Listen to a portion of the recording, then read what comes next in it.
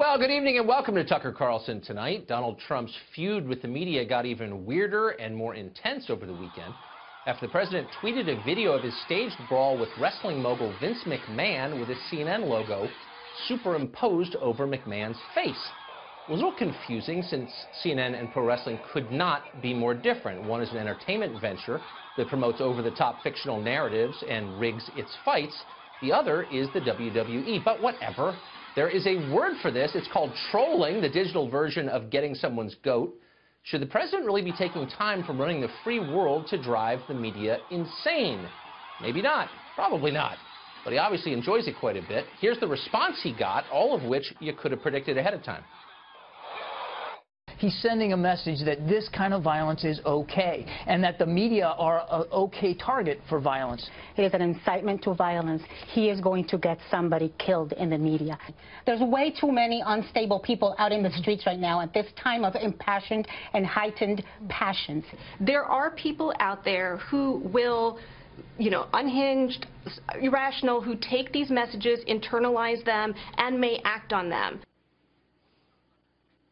Well, CNN's media critic Brian Stelter argued that the video is so offensive that we ought to suspend free expression and censor the president's speech, at least on social media. It's a kind of an odd argument for a journalist to make, but there you have it. So he is talking about violence against CNN. He's not saying go out and beat someone up, but he's publishing this video that models the behavior. I asked Twitter PR about an hour ago, what is this? Is this a violation of Twitter's terms of service? We have reporters asking that question. We've not heard back from Twitter. But keep in mind, the terms of service, they do forbid incitement to violence or harassment. Well, there's no defending it on taste grounds, but dangerous? You heard a similar line on television all weekend.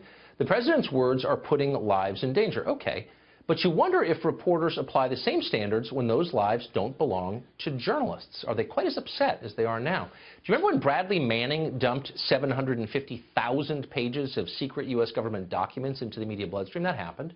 Did anyone get hurt because of that? We're still waiting for the follow-up stories on that. There doesn't seem to be a ton of interest in newsrooms. Or how about a month ago when the press published leaks about the Manchester bomber that infuriated intelligence in the UK? Did that hamper British counter-terrorism efforts? We may never know because so few reporters care. It was not about them. So it's not that interesting. Tammy Bruce is a radio show host, and she joins us now. Tammy, thanks a lot for coming on. Thanks for having me. I should preface this by saying the obvious. I'm not in favor of this. Haven't been in favor of it since day one.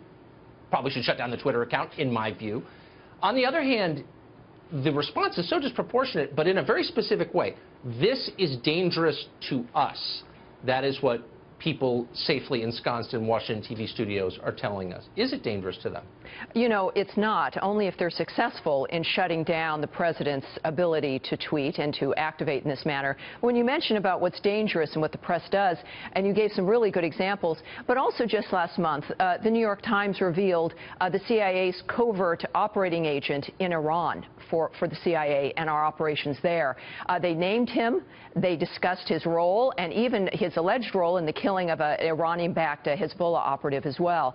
So that puts that individual directly in danger, let alone all of the individuals who may have been working with him. So they don't have a problem doing that when there's real direct damage. But in this case, I happen to like the Twitter feed. I think the wrestling tweet was brilliant, and let me tell you why. It really brought up, it was predictable, as you noted in your opening, a predictable response. And isn't it interesting that that response, in fact, proves Donald Trump's point about the media, that they focus on the absurd, that they can't be taken seriously, they themselves don't take their job seriously, and it reinforces his point that they're increasingly irrelevant and they can't be trusted because they're not bringing people the real news.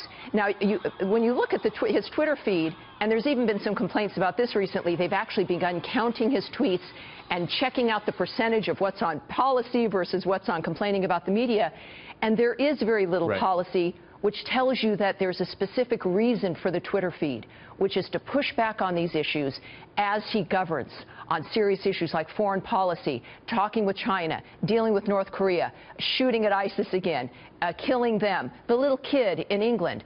Sometimes Twitter serves a purpose in that regard, but I think it's brilliant. It reinforces his point about the media, and they fall right into the trap because they're caught up in their own loathing. They can't see past themselves. So the point of these tweets is to make reporters' heads explode and allow them to discredit themselves? Well, that's what I'm seeing happen right here. Now, when you think about how much time it takes, whether, again, he's tweeting, he should be working, how long does it take? You have a Twitter account. It's fabulous. I do, too. It takes about a half of a second to push that button. He does that. They then move on, and he continues to do his work, dealing with the G20 that's coming up, the nature of the health care bill, the tax reform. And by a simple push of a button, he spins them around so quickly. Of course it tells the American public that the media is so consumed and locked in groupthink that even they don't realize what's going on. And a recent poll, actually, just from today, notes that, I think it was an NBC Marist poll, that the media's polling numbers are at 30%. 30% of Americans trust them. 37% trust the president. So his rating is higher, and the American people trust him more than the media. And I think that tells you how this fight is going at this point. That is fascinating. I mean, that's a really interesting analysis. I would say, for the record, I treat my social media like a loaded gun. I don't have the self-control for that stuff, so I stay away from it. But it's Tammy, very delineated, and I think it's smart, and people have to look past themselves to see the nature of what's occurring here. I think it's great. Fascinating. Great, Tammy Bruce. Thanks a lot. Thanks, Tucker.